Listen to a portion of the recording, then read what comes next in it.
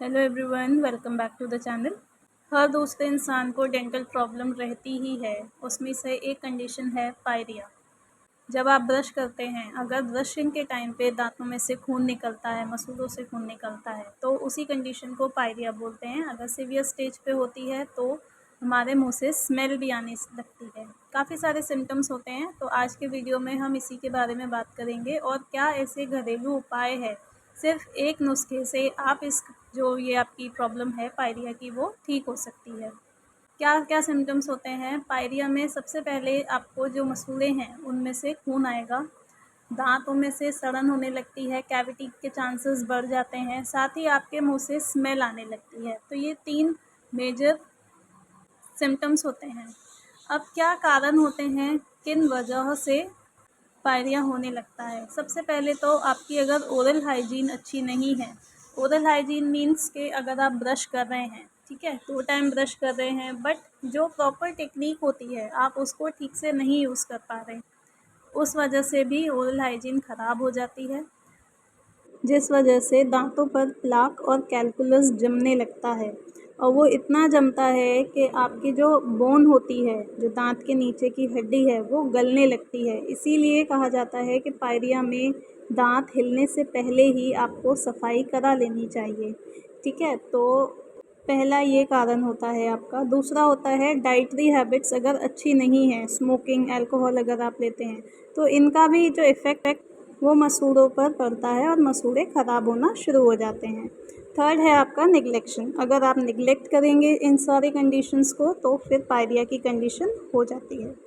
अब आप क्या कर सकते हैं इस कंडीशन में? आपको एक घरेलू नुस्खा अपनाना है। लौंग, हल्दी, तेज़पत्ता और सेंधा नमक, इन सब का आपको एक पाउडर फॉर्म में बनाकर आप इसको तैयार करके अपना एक डब्बे में, छोटे डब्बे में रख लें स्टोर करके। ये ख़राब नहीं होता है। तो आपको ये सारी चीज़ें लेनी हैं, ठीक है। लौंग लेनी है। लौंग किस लिए? क्योंकि लौंग एंटीसेप्टिक होती है और उसमें पेन किलर के गुण भी होते हैं। आपके अगर दांत में भी दर्द है या अगर कोई इन्फेक्शन हो गया है, तो आपने देखा होगा कि लौंग रख लेते हैं कुछ लोग, या लौंग का जो तेल होता है वो रुई के फाय में लेके वहाँ लगा लेते हैं, तो उनको रिलीफ भी मिल जाता है। तो इसीलिए ये एक एंटीसेप्टिक और एनाल्जेसिक का काम करता है। तो आपको लौंग लेनी है, उसका पाउडर लेना है, ठीक है। फिर आता है हल्दी। हल्दी एंटीबैक्टीरियल और एंटी इन्फ्लामेटरी होती है।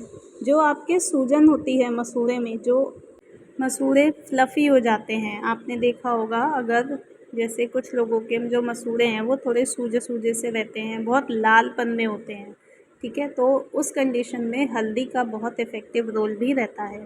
तो दूसरा आपको हल्दी लेनी है। तीसरा लेना है आपको सेंधा नमक। सेंधा नमक जो है, एक तो आपके जो मसूड़े हैं उनको मज़बूत बनाएगा, साथ ही जो दांतों पे पीलापन होता है वो साफ़ कर देता है, ठीक है। अगर आपको दांत भी अपने अच्छे रखने हैं, सफ़ेद रखने हैं या चमकदार रखने हैं, तो आप सेंधा नमक का इस्तेमाल कर सकते हैं। तो अब 3 चीज़ें ये हो गई हमारी। लास्ट आता है तेज़पत्ता। तेज पत्ता लेना है आपको। तेज पत्ते को अभी पाउडर ही बनाना है। तेज पत्ते से क्या होता है, ये एंटीबैक्टीरियल होता है। तो जो मुंह में बैक्टीरिया आता है, जो हेलेटोसिस, जो हमारे मुंह से स्मेल आती है, उसे हम मेडिकल टर्म में हेलेटोसिस बोलते हैं। तो जो मुंह की बदबू है, उस बैक्टीरिया को ये ग्रोथ होने से रोकता है। तो फोर्थ आपको बे लीफ लेना है। इन सब चीज़ों को मिला के आपको एक बारीक पेस्ट बनाना है, ठीक है। और इस पाउडर को या पेस्ट को थोड़ा सा सरसों के तेल में मिक्स करके आपको पूरे जो आपके ये मसूड़े हैं, इन पे ब्रश की हेल्प से पूरे मसूड़ों पर लगाना है। ये आप रोज़ सुबह और शाम को करें। इसको करने के बाद आप 15 से 20 मिनट इसको ऐसे ही छोड़ दें, फिर गुनगुने पानी से कुल्ला कर लें। देखिए, ऐसी अगर कंडीशन है, आपके जो ये मसूड़े हैं ये फ्लफ़ी हो रहे हैं, सूज रहे हैं, ठीक है, या खून आ रहा है मसूड़ों से, तो ये जो हम पेस्ट बनाएंगे या ये जो पाउडर बनाएंगे, आप दोनों ही फॉर्म में रख सकते हैं इसको। पाउडर ये है आपका लंबे समय तक चलेगा, जब आपको ज़रूरत हो थोड़ा सा सरसों का तेल उसमें मिला के आप यूज़ कर सकते हैं। और अगर पेस्ट बना रहे हैं तो वो आपको तभी के तभी ख़त्म भी करना पड़ेगा। तो ये जो आयुर्वेदिक नुस्खा है, इसको आप अप्लाई करें।